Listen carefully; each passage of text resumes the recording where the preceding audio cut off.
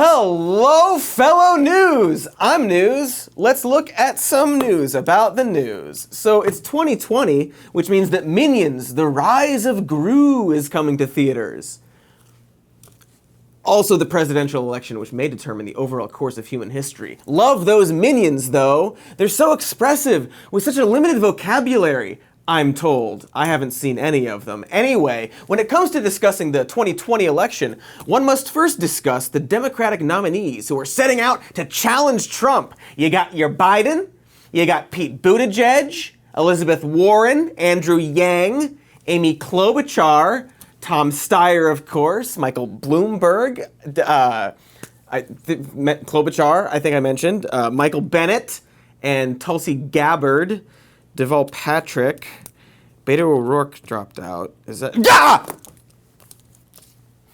Bernie Sanders. Sorry, it was weird. Despite him being one of the frontrunners, he completely slipped my mind. And I'm joking. That was a joke. We have fun here. And when I say we, I mean like, I'm sure someone is having fun somewhere. That's right. Today we're talking about how certain pundits and writers at corporate media outlets seem to have a complicated relationship with Bernie Sanders. Obviously, air quotes, the media, end of air quotes, isn't a monolith, but that doesn't mean there aren't tropes that seem to take hold and become trends, which seems especially true when it comes to coverage of Bernie Sanders for some reason. And in order to address this complex issue, I've organized the evolving media landscape into several categories, which I like to call the 7 stages of Bernie grief.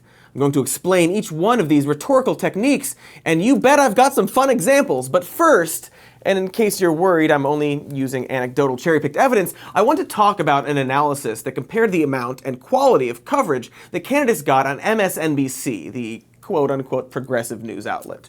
In these times, an independent magazine did an analysis of MSNBC's coverage of the candidates. They found that MSNBC spent an inordinate amount of time covering Joe aggressively fixing your jacket for you for some reason, Biden. Just because we're finding it. You believe that Bernie can do something by 2030? I'm actually supporting Tom Steyer. Thompson, well, that's good. Biden received 2.5 times more coverage than Sanders, and 1.7 times more coverage than Elizabeth Warren.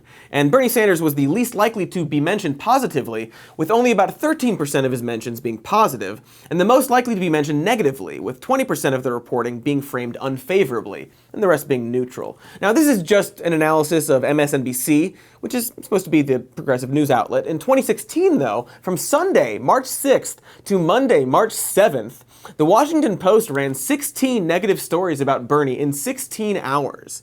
Now, I'm not a mathematician, but neither are most of you. And according to my calculations, 16 divided by 16 is 1 hit piece an hour. Again, I'm not suggesting the media is a monolith, but when there are actual verifiable trends showing a difference in coverage between candidates, it's important to look at those trends and examine the frequent tropes that seem to dominate the media narrative and ask ourselves, why? So come on, guys, let's go on a media analysis journey and explore some of the fun tropes used in what I still like to call the 7 stages of Bernie grief. Hey there, corporate media company. My name is Dr. Mr. Cody, and I'm going to be your Bernie grief counselor. You've got a vested interest in pleasing your wealthy shareholders, and you've recently experienced a loss of status quo. Navigating these choppy waters of change can be a difficult transition, which you may experience in the form of the stages of Bernard grief, or as I like to also call it, the Bernie journey. Stage 1, denial. Ignoring Bernie and hoping that, like Tinkerbell's magic, he'll disappear if they don't believe. Also known as Bernie blindness, Bernie blackout, or the Burn spurn. Nobody calls it that last one. Now, you may go into denial over the fact that Bernie Sanders exists. This can be a natural response to being frightened by Bernie's radical ideas, such as people shouldn't die because they can't afford health care, and maybe we should somewhat improve things for people who aren't Jeff Bezos. Ugh. It's terrifying. Often our response to something scary and new is just to ignore it, like accidentally leaving Bernie's name off of a poll while remembering to include other. Or how Fox News reported that Biden rebounds, Warren falls to third. So Biden's on first, Warren's on third, who's on second? Get it? It's the old who's on second joke, except it's about how Fox refuses to mention Sanders because they're very, very scared. Other channels and publications might exclude him from headlines or graphics. Sometimes they'll put him in third, even if the numbers on screen put him in second. Sometimes the numbers will just be wrong, like they do not match the poll they're reporting on. I mean, surely, though, these are just mistakes. It's not like they happen on a regular basis. And yep, let's play the clip that ironically undermines what I just said. Roll that part.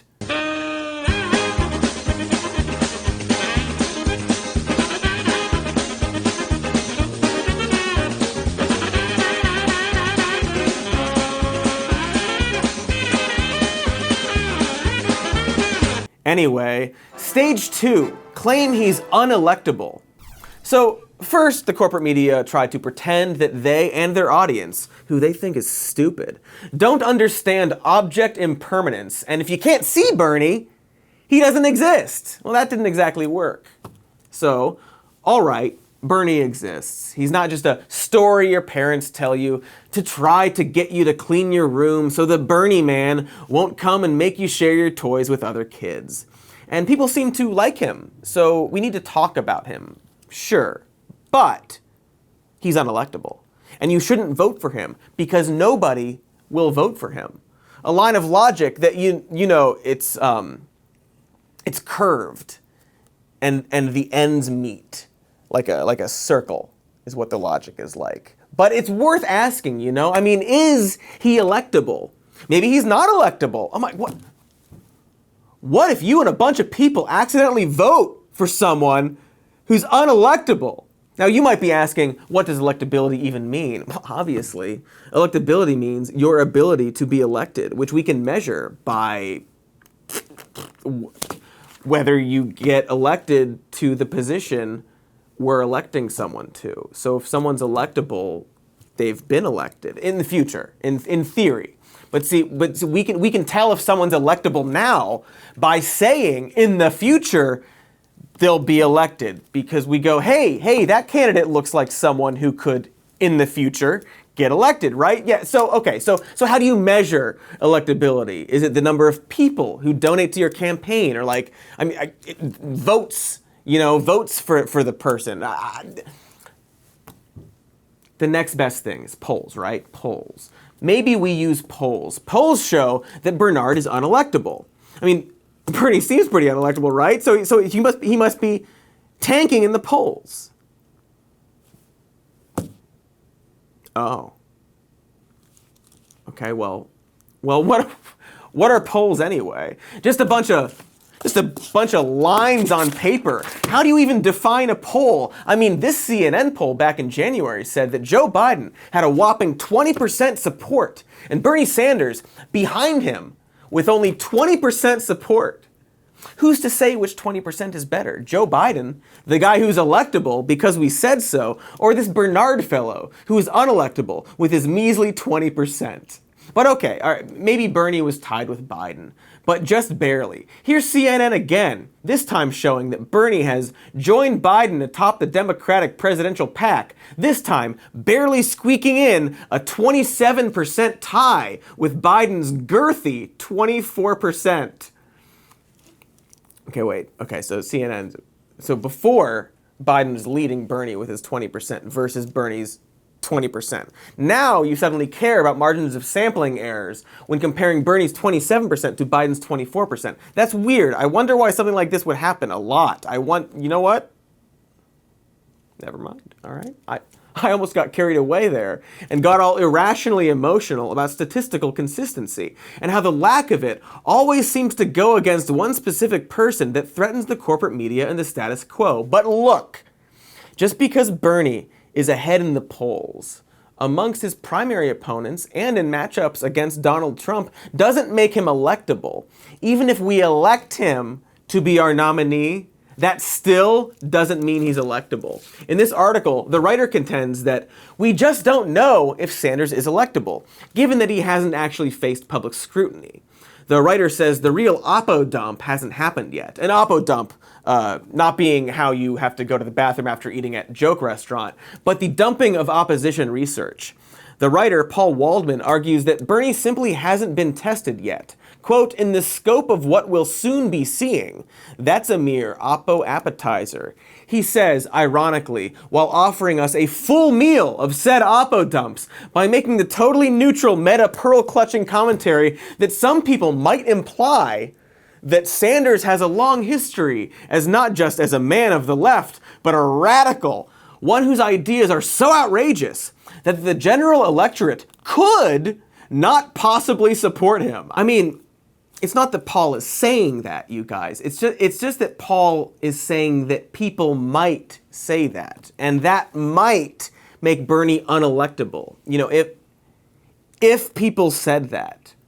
Related to this, there's so much concern about how Bernie hasn't been vetted yet. He's gotten a free ride from the media, who loves him. The real shit about him, that's on its way. Except, according to this piece in the New Republic, this has been said about Bernie since 2015. A mix of he's not vetted and constant vetting.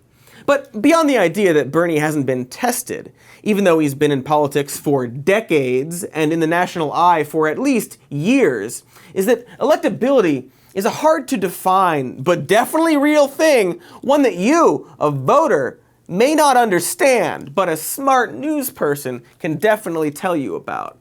It's certainly not something I'll wield in a capricious manner, warning that candidates I don't like are unelectable, while throwing out the very concept of electability when it doesn't favor the candidate that I do like.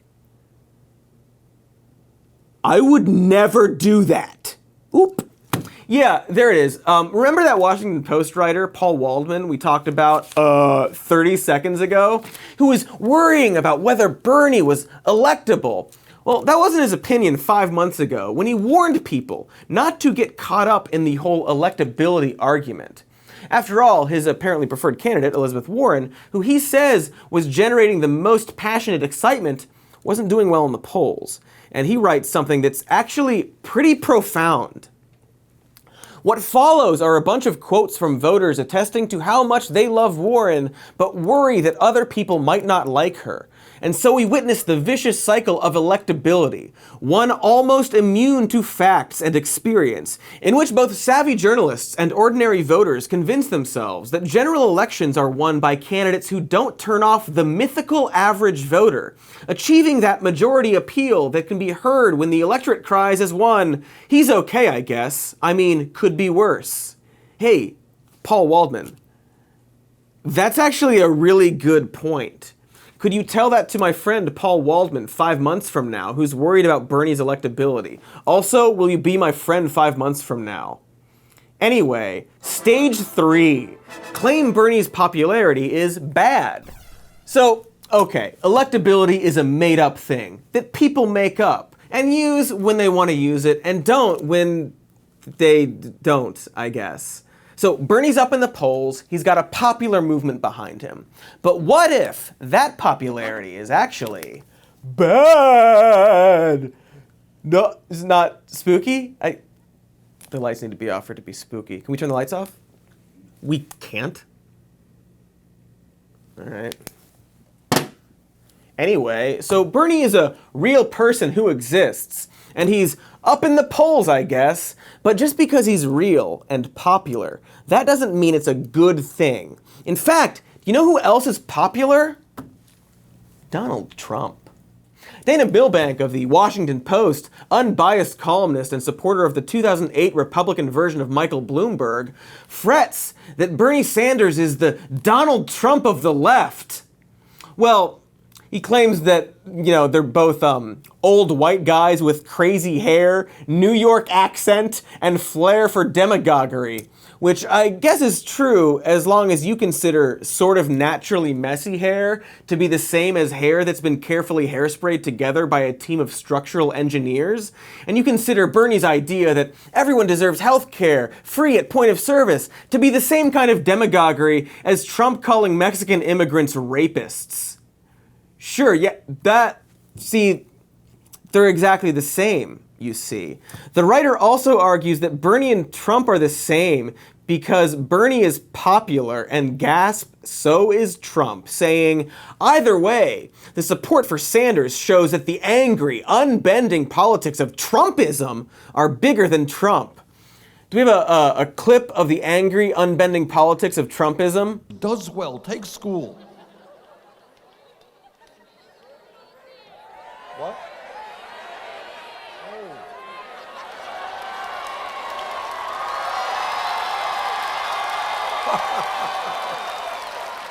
Now you see, this little bird doesn't know it. Oh my.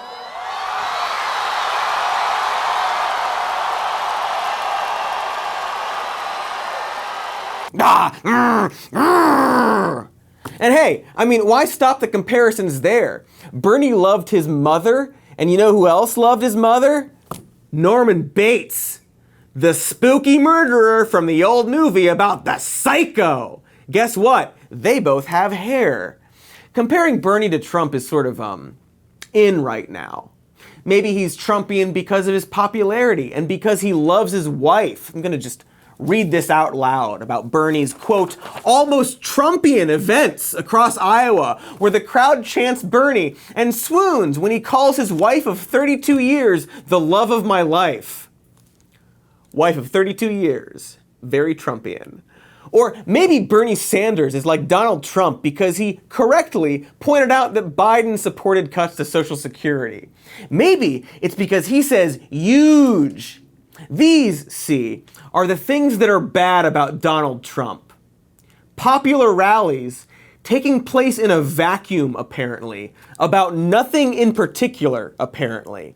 In fact, Bernie's so like Trump, he wouldn't even help you on the side of the road. Suppose you're lying on a road hurt.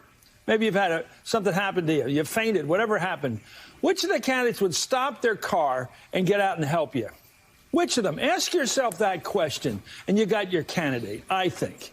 Because I'm not sure about all of them. I've been polling this sort of in, I think Biden wins that one pretty easily. I think Elizabeth maybe. I don't think Bernie wins it. Incidentally, Bernie Sanders recently saved a woman from getting hit by a car. And here's a clip of him in the middle of a speech, noticing someone fainting off stage and immediately going to check on that person. Some of you know they were oh my God.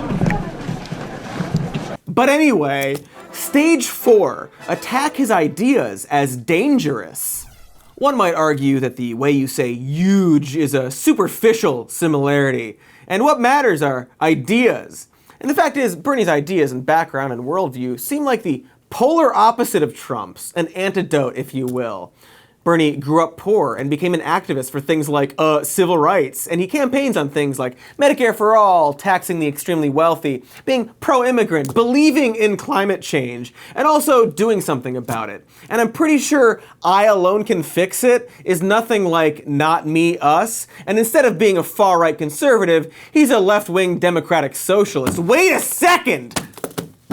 Socialism? The lights need to be off. It's sunny in here. I hate it. All right.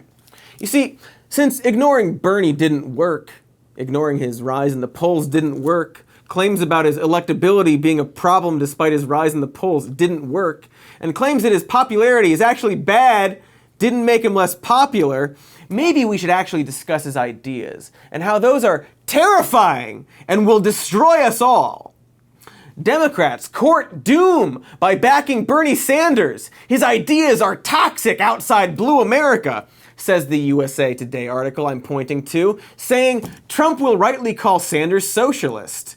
Secret information they dug up on Sanders by listening to Sanders describe himself as a democratic socialist and defending the position for decades, giving speeches such as back in 2015 when he said, we must recognize that in the 21st century, in the wealthiest country in the history of the world, economic rights are human rights. That is what I mean by democratic socialism.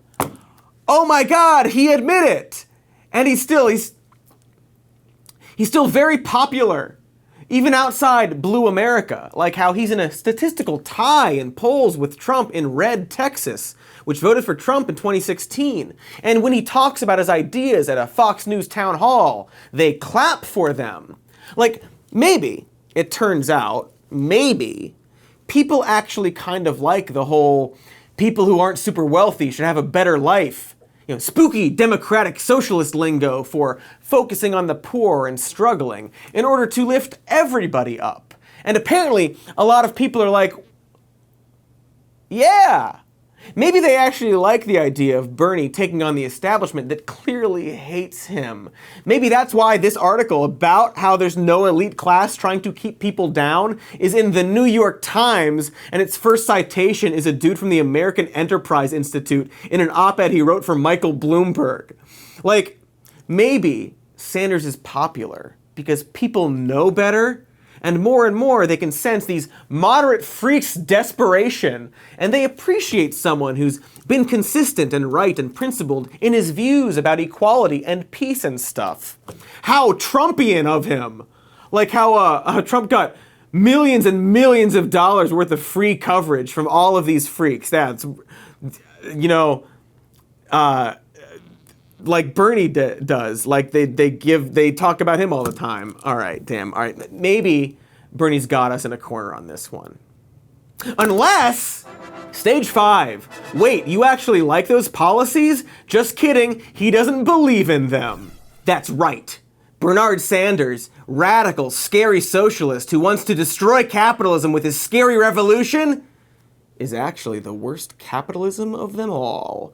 Just gonna zoom into the bottom of this article to read the sentence about how the author of the piece is, quote, an attorney who serves with the advisory board of the Donald Trump campaign.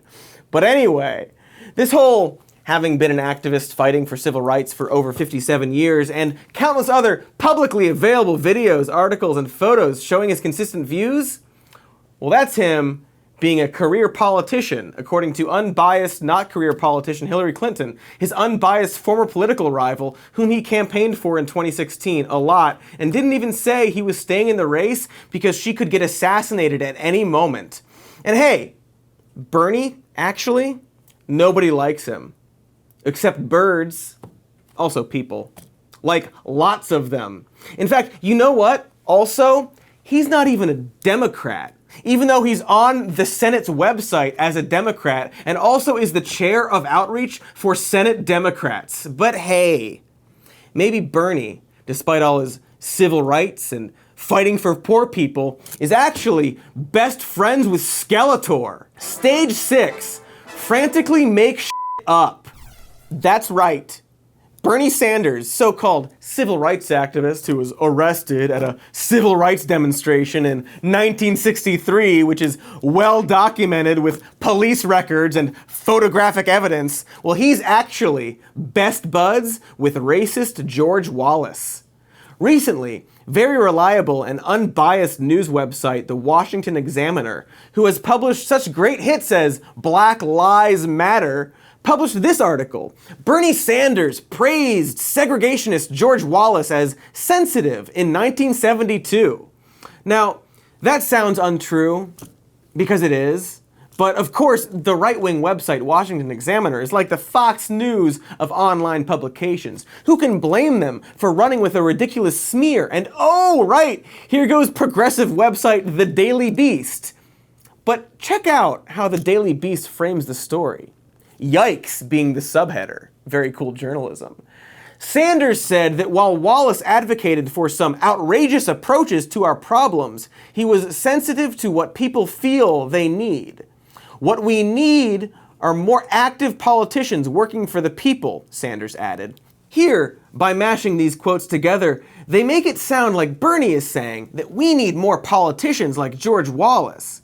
In the original, those ideas do not follow each other, and it's more clear what he's saying. Then the Daily Beast downplays the actual context of Bernie comparing George Wallace to Hitler. They leave out so much of the quote, it almost sounds like he thinks that Wallace is a strong man, which in the original context of what Bernie said means people look for who they perceive to be a strong man, like Hitler, who says they'll fix things, but instead scapegoats and attacks blacks, hippies, and Jews. The full quote makes it very clear how Sanders is warning us that racists like Wallace are as dangerous to America as Hitler was to Germany and the world. The receipts make it clear Bernie Sanders, rather than praising George Wallace, has been warning us about the dangers of racist demagogues. Sound familiar? Since 1972. I'm going to read the full quote for all you folks who are rightfully concerned about the re-election of Donald Trump.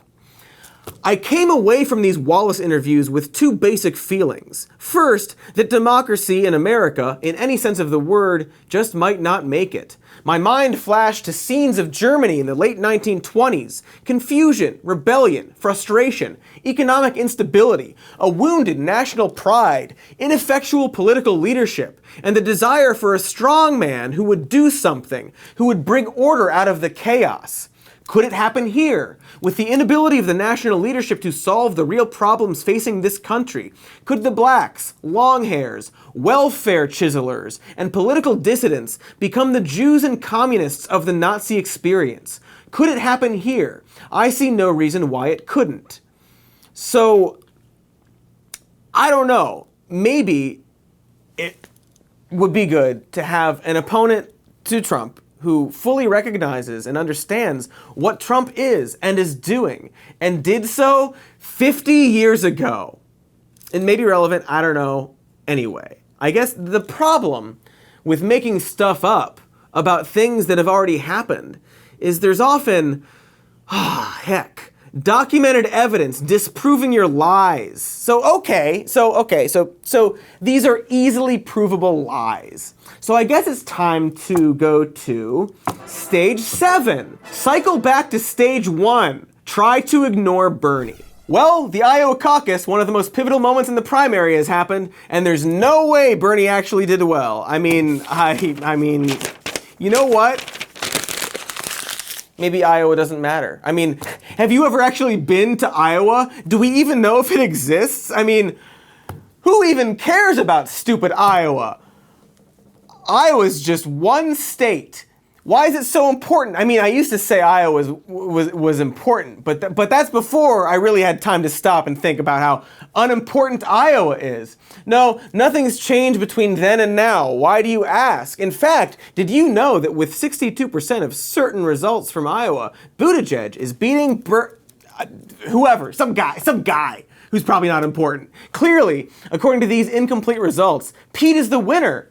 What's that? I should wait for all the results? Dumb. That's a dumb idea. Like it even matters, because now with all the results in, which are totally normal and not riddled with errors, it looks like Buttigieg still is leading by a significant margin of 0.1% in the important metric of state delegate equivalence, which is represented not by direct votes, but some complicated math that assigns delegates through a multi-stage process, not to be confused with the multiracial, multi-generational working class coalition that came out to caucus for Bernie. But all he has to say for his sorry self is that he had the most support in the first round and the second round, and he air quotes won the popular vote. Some 6,000 more Iowans came out on caucus night to support our candidacy than the candidacy of anyone else. And when 6,000 more people come out for you in an election than your nearest opponent, we here in northern New England call that a victory. Another way he's nothing like Donald Trump. Unless... So we don't know all the results. But we know by the time it's all said and done, Iowa, you have shocked the nation. You know what's actually Trumpian? Is declaring victory before any of the results are in. But the popular vote, winning. We here in northern New England call that a victory. I can't find that. Who called it a victory? It's not on my... Didn't he tie with Mayor Pete? Where's the definition of winning? What is what is winning? Getting more votes? I can't find it. That silly Sand. I can't find your definition of winning under any of my stuff. What? Silly Bernie. Nobody in the history of history has ever made a dumb claim like the popular vote should define who the winner is. Let's pick our president by counting up all the ballots and giving it to the woman or man who got the most votes. To sum up, according to centrists and liberal pundits and corporate media and billionaires, Bernie doesn't exist. And if he did exist, he's unpopular. And if he's popular, he's unelectable. And if he is electable, it's because his popularity is scary and Trumpian. But he can't beat Trump because he's unelectable, even though he's frighteningly popular, like Trump. But he doesn't exist. But even if he did exist, his ideas would be terrifyingly socialist. But if you like those ideas, he's actually lying about having those scary, dangerous ideas about equality that you inexplicably like. And if there's documented evidence that he has believed those things for over 57 years, he's secretly friends with Skeletor. And if he's not friends with Skeletor, he doesn't exist, and Iowa doesn't matter, and votes don't matter. And my brain have brain hurt. I don't know how they get through the day without bleeding from their nose and eyes. But I was going to say more power to them, but actually less power to them. As it becomes more and more clear how much people like Bernie and his ideas, the gatekeepers and wealthy people who feel threatened by him will melt down more and more in more and more obvious and entertaining ways. I wonder what their next move will be. I remember the Cold War. I have an attitude towards Castro. I believe if Castro and the Reds had won the Cold War, there would have been executions in Central Park, and I might have been one of the ones getting executed. And certain other people would be there cheering, okay? Communist death squads in Central Park. Of course, how silly of me to not guess communist death squads in Central Park. Step 8, I guess, is making up fantasy death scenarios about the future. You can't prove that Bernie won't have death squads in Central Park. Do we have a clip of Bernie in Central Park? Beautiful. Bye.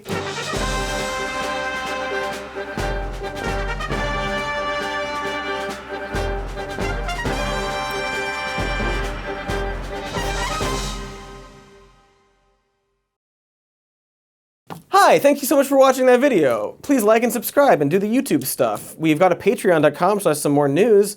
Or if you'd like to put your money elsewhere, maybe there are candidates you can donate to for this great election that everyone's having a great time during. We've got a podcast, it's called Even More News. We've got this channel that you're on. Like and subscribe.